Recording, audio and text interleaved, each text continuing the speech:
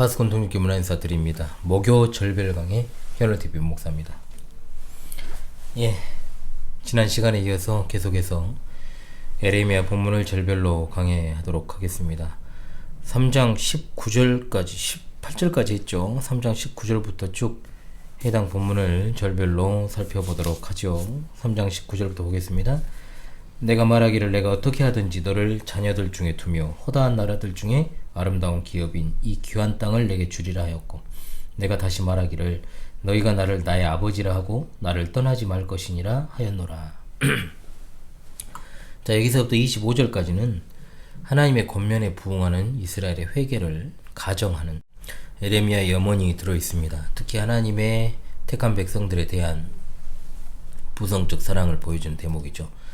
즉 이스라엘 백성이 지금은 그들의 죄악으로 인해 민족이 말살되는 것과 같은 또 목이 이상한 또 위기에 처해 있지만, 그들의 아버지이신 하나님께서 반드시 그들을 환난에서 구해 주실 것을 약속하고 있습니다.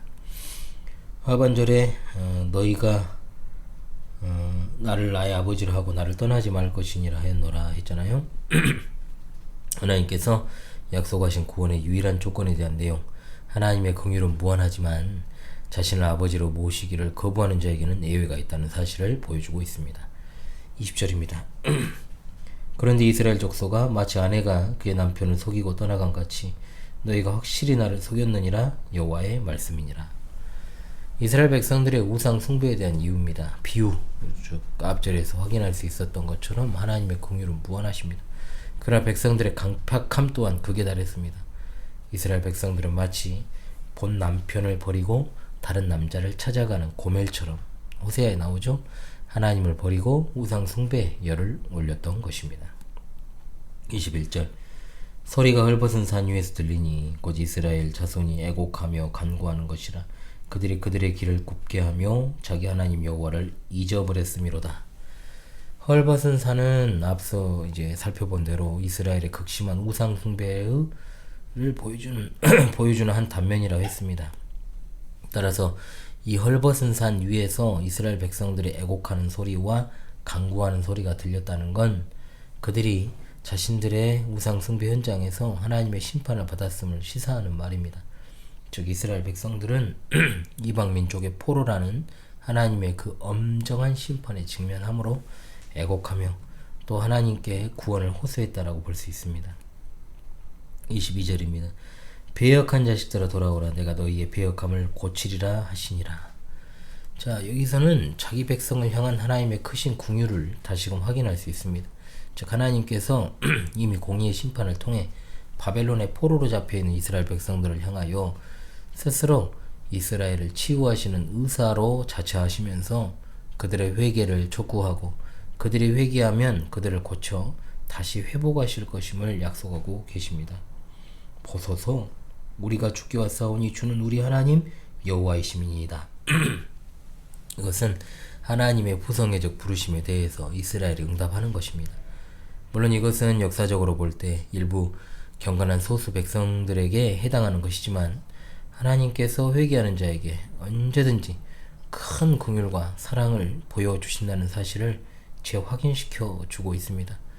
하나님께서는 이들의 회개의 반응을 통해 하나님의 회개 촉구에도 불구하고 완고하여 회개하지 않는 유다 백성들을 간접적으로 책망하는 효과를 얻고 계십니다. 23절 작은 산들과 큰 산 위에서 떠드는 것은 참으로 헛된 일이라. 이스라엘의 구원은 진실로 우리 하나님 여호와께 있나이다 라고 했습니다. 자, 이건 경건한 일부 백성들이 회개하는 내용입니다. 허무한 우상 숭배 그리고 구원하신 하나님께 대한 신앙이 대조되죠. 소수 경건한 이스라엘 백성들은 이전에 크고 작은 산에서 섬겼던 수많은 우상들 그리고 우상 숭배자들의 주술, 그런 것들이 다 자기들의 어떤 위기 앞에서 아무런 힘이 되지 못했고 오직 하나님만 자신들의 참된 구원자가 되신다고 고백하는 것입니다. 이러한 고백에는 그들이 지금까지 당한 고난의 원인이 뭐였는지를 이해했다는 암시가 담겨 있죠. 그리고 이는 그들이 본래 하나님 신앙으로 돌아왔음을 보여주는 겁니다. 여기서 인간 중심적으로 그들의 어떤 지성 정도에 따라 우상 신들의 만족 요구가 결정되는 것이 나오잖아요. 그래서 자연스럽게 각기 신들을 만족하게 하기 위해서 분주하게 활동하고 요란한 괴성을 지르고 이것이 발전하면 극단적으로 자기 몸을 자해하는 데까지 이르게 되는데 이미 엘리야를 대적했던 바알 선지자들의 모습 속에서 그걸 우리가 역사 속에 확인할 수가 있었고 오늘날에도 그릇된 종교에 빠진 자들이 자기 몸을 상하게 하면서 고행하는 모습이 남아 있습니다. 하나님께 대한 진정한 예배는 그 대상이나 방법조차도 하나님 중심적이고 인간적인 열심은 그야말로 부차적인 것이다 라고 하는 겁니다. 그런데 이것이 지금 오늘날에는 뒤집어져 있는 현실이죠. 오직 하나님께 나아가는 유일한 길은 영과 진리로 나아가는 것입니다. 영과 진리에 입각한 신령과 진정으로 드리는 예배, 자 이걸 이렇게 드리는 자는 자연스럽게 인간의 몸짓과 소리와 같은 행위를 중단하고 말씀을 통한 성령 하나님의 인도하심을 조용히 기다리게 되는 것입니다. 이상의 내용을 통해서 우리는 인간 중심적인 요소가 깊이 개입된 오늘날의 신사도주의적 예배 의식이 혹시 스며들어 있지 않은지 면밀히 점검하며 혹시라도 그런 요소가 있다면 과감하게 개혁해야 했죠. 목회자가 무엇보다도 그런데 정말로 촉각을 곤두세우고 그런 성별의 사역을 수행해야 될 것입니다. 신학의 타락은 예배의 타락이요 또한 그것은 곧바로 삶의 타락으로 이어지기 때문입니다. 24절 부끄러운 그것이 우리가 청년의 때로부터 우리 조상들의 산업인 양떼와 소떼와 아들들과 딸들을 삼켜 싸운 죽이라 했습니다. 자, 부끄러운 그것은 우상을 가리키는 말입니다. 따라서 본문은 앞절에서 경건한 소수 이스라엘 백성들이 우상 숭배와 헛됨을 고백한 구체적 이유가 되는 겁니다. 즉 이스라엘 백성들이 우상을 섬긴 동기는 그들에게 속한 재산 그리고 가족의 안전을 도모하기 위한 것이었는데 오히려 그것이 기대하는 정반대의 결과에 이르렀다는 거죠. 이는 이스라엘 백성들이 우상 숭배의 결과 하나님의 심판을 받아서 자녀들과 재산을 전쟁 중에 잃고 또 하나님이 주신 기업에서 추방되어서 바벨론 유수라는 엄청난 환난에 처한 상태를 반영한 말이라고 볼 수가 있겠습니다. 25절을 보죠. 우리는 수치 중에 눕겠고 우리의 치욕이 우리를 덮을 것이니 이는 우리와 우리 조상들이 청년의 때로부터 오늘까지 우리 하나님 여호와께 범죄하여 우리 하나님 여호와의 목소리에 순종하지 아니하였음이니이다. 자, 이것은 슬픔을 나타낸 날인데 갑자기 목이 또 안 좋아요. 앞절에서 이스라엘 백성들이 자신들의 자녀와 재산을 모두 잃어버린 그 결과를 이제 언급한 것입니다. 자, 여기에 나오는 것처럼 청년의 때로부터 오늘까지 우리 하나님 여호와께 범죄하여 라고 했지 않습니까? 그들이 이스라엘 민족으로 형성된 때부터 바벨론에 의해서 남왕국 유다가 멸망할 때까지를 가리킵니다. 우리 하나님 여호와께 범죄하여 우리 하나님 여호와의 목소리에 순종하지 아니하였음이니이다. 이스라엘이 하나님의 준엄한 심판에 관한 원인을 이제 고백을 한 것입니다. 이처럼 회개는 자기가 잘못한 게 무엇인지를 자각하는 것에서부터 시작한다라고 볼 수가 있습니다. 자, 이제 4장으로 넘어가겠습니다. 자, 4절까지가 택함받은 이스라엘을 향한 회개의 촉구와 회복의 약속에 관한 내용으로 이제 구성되어 있죠. 1절입니다. 4장 1절 여호와께서 이르시되 이스라엘아 내가 돌아오려거든 내게로 돌아오라. 내가 만일 나의 목전에서 가증한 것을 버리고 내가 흔들리지 아니하며 라고 했습니다. 이스라엘 백성의 회개에 대한 하나님의 응답입니다.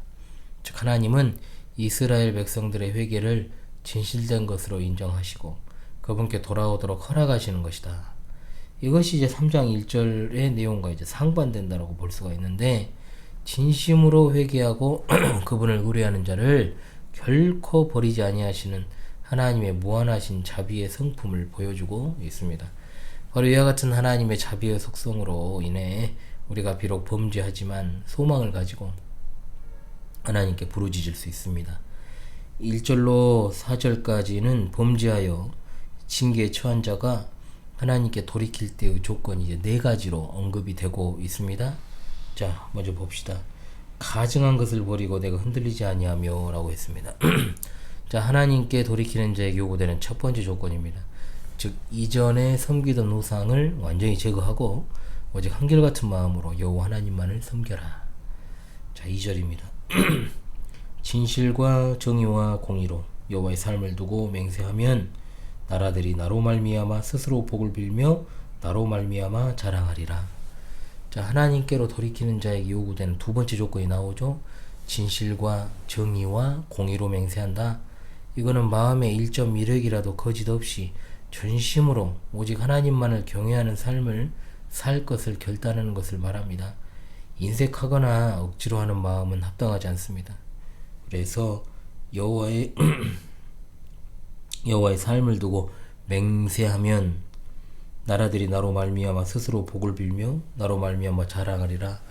이는 이제 맹세의 대상이자 기준이기도 합니다. 손바닥 뒤집듯 하는 표리부동한 인간의 맹세가 아니라 하나님의 거룩하신 성호에 합당한 진실과 그리고 약속 이행이 있어야 함을 뜻하고 있습니다. 3절입니다. 여호와께서 유다와 예루살렘 사람에게 이와 같이 이르노라. 너희 묵은 땅을 갈고 가시덤불에 파종하지 말라 그랬습니다. 자, 하나님께 돌이키려고 하는 자의 세 번째 조건이 나오죠. 이러한 세 번째 조건과 네 번째 조건은 바벨론에서 포로 생활하는 이스라엘 백성이 아닌 아직 멸망하기 이전 유다, 예루살렘의 거민들의 회개를 촉구하는 메시지로 주어졌습니다. 묵은 땅은 하나님을 떠나 우상으로 향한 유다 사람들의 강팍한 마음을, 가시덤불은 우상 숭배의 결과로 파생한 온갖 종류의 죄악과 폐해를 비유적으로 표현한 겁니다.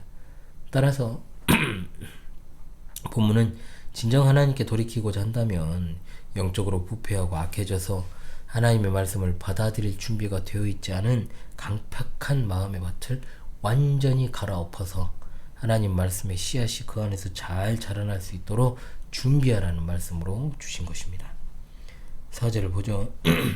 유다인과 예루살렘 주민들아, 너희는 스스로 할례를 행하여 너희 마음 가죽을 베고 나 여호와께 속하라. 그리하지 아니하면 너희 악행으로 말미암아 나의 분노가 불같이 일어나 사르리니 그것을 끌 자가 없으리라. 자, 하나님께 돌이키고자 하는 자의 네 번째 조건입니다.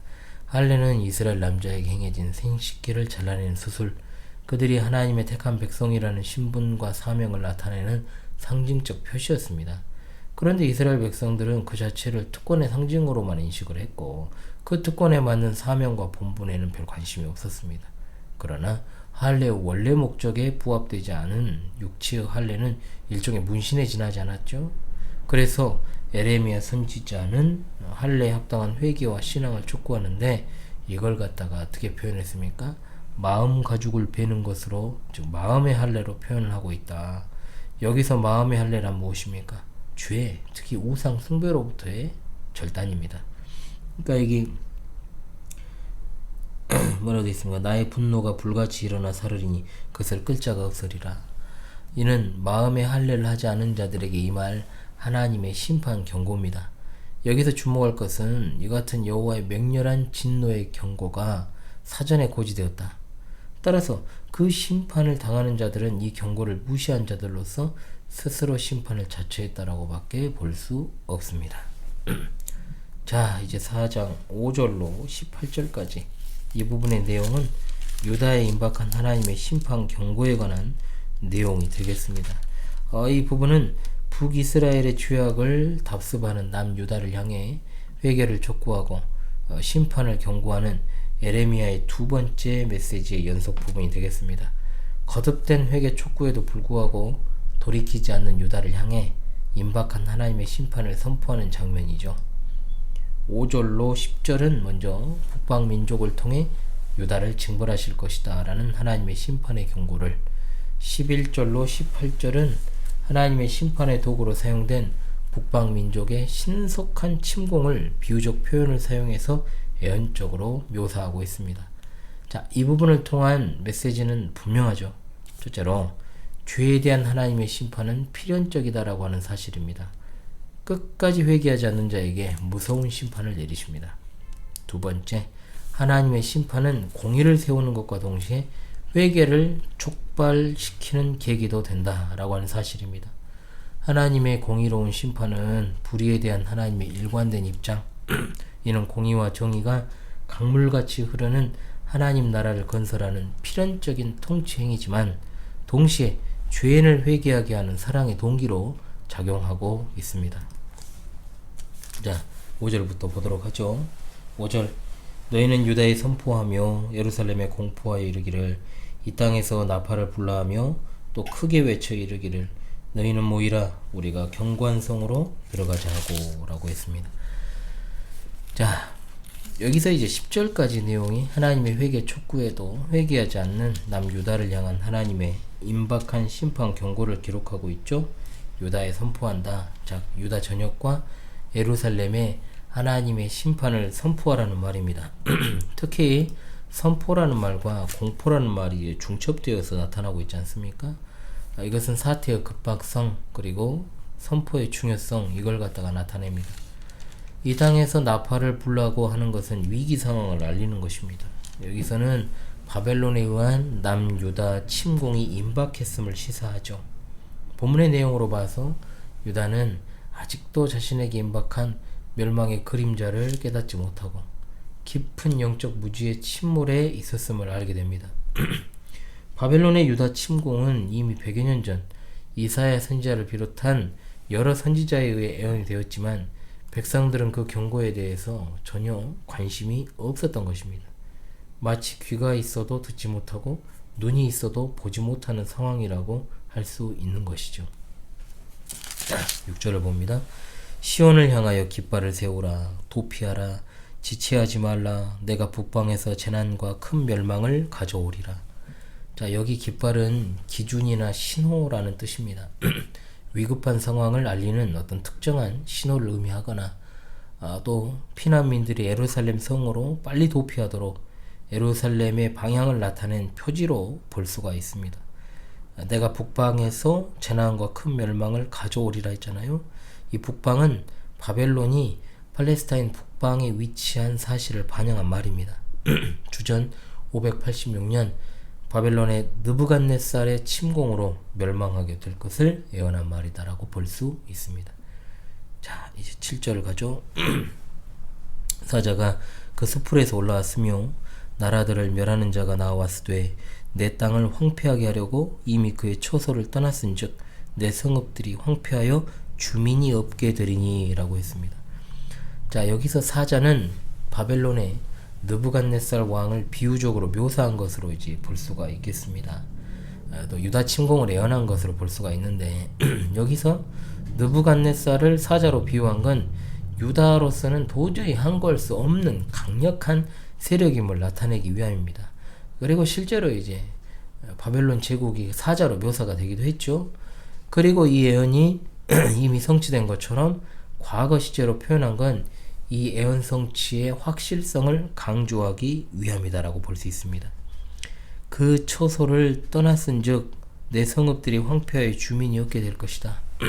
즉 느부갓네살이 정복 전쟁을 행하려고 대군을 이끌고 바벨론을 떠난 사실을 비유적으로 묘사하고 있습니다. 8절로 가죠. 이로 말미암아 너희는 굵은 배를 두르고 애곡하라. 이는 여호와의 맹렬한 노가 아직 너희에게서 돌이키지 아니하였음이라. 자, 유다가 바벨론 왕 느부갓네살의 침공으로 매우 심각한 타격을 받게 될 것을 시사하는 말입니다. 아울러 하나님 앞에서 회개를 촉구하는 권면이기도 하죠. 자, 여호와의 맹렬한 노가 아직 너희에게서 돌이키지 아니하였다라고 했잖아요. 그러니까 앞서 2장 35절에서 유다 백성들이 하나님의 진노가 자기들에게서 떠났다고 한 데 대한 반박의 말씀이다라고 보면 되겠습니다. 즉 유다에 대한 하나님의 심판은 필연적으로 임하게 될 것이다 라고 하는 사실입니다. 자, 9절을 보죠. 여호와의 말씀이니라. 그날에 왕과 지도자들은 낙심할 것이며 제사장들은 놀랄 것이며 선지자들은 깜짝 놀라리라. 하나님의 진노로 인해서 유다의 정치, 종교 지도자들이 크게 낙심하게 될 것을 예언하고 있습니다. 사실 유다 사회의 지도자들은 하나님의 심판이 없을 것이다, 결코 없을 것이다 이렇게 낙관했죠. 그런 가운데 하나님의 심판이 돌연히 임했으니 그들이 얼마나 낙심하고 놀랐겠습니까? 10절입니다. 내가 이르되 슬프도소이다 주 여호와여, 주께서 진실로 이 백성과 예루살렘을 크게 속이셨나이다. 이르시기를 너희에게 평강이 있으리라 하시더니 칼이 생명에 이르렀나이다. 아멘. 자, 이 부분에서 하나님께서 속이셨다는 것을 어떻게 이해하느냐 하는 것이 이제 난제인데, 자, 하나님은 속이는 분이 아니시죠. 다만 사람이 하나님을 속이고 스스로 자신과 다른 사람을 속일 뿐입니다. 그런데 에레미야는 하나님께서 인간을 속이셨다고 항변하는 것처럼 말합니다. 그러나 이 항변은 하나님께 대한 직접적 항의가 아니라 백성들의 어리석음을 비꼬는 것입니다. 심판을 받을 수밖에 없는 행악을 저지르고도 거짓 선지자의 말대로 심판이 없는 줄로 믿고 있던 백성들이 자신들에게 닥친 심판을 보고 하나님께서 자기들을 속였다고 이렇게 생각하게 될 것이라는 그 사실을 배경에 두고 한 말입니다. 그들은 하나님의 일반 은혜를 거짓 선지자들의 평화와 혼동할 만큼 참 어리석었고, 백성들은 참 선지자들의 경고에도 불구하고 거짓 선지자들의 예언을 믿었다라고 하는 겁니다. 이런 면에서 백성들은 다시금 자기 자신에게 속았다고 말할 수 있는 것이죠. 좀 더 해야 되는데 여러분, 오늘 제가 목이 좋지 않아서 10절까지 마무리하고 다음 주부터 11절로 계속 쭉 에레미야 절별 강해를 진행해 나가도록 하겠습니다. 지금까지 목요 절별 강해 현월TV 윤목사였습니다. 여러분, 다음 주 시간에 다시 찾아뵙겠습니다. 감사합니다.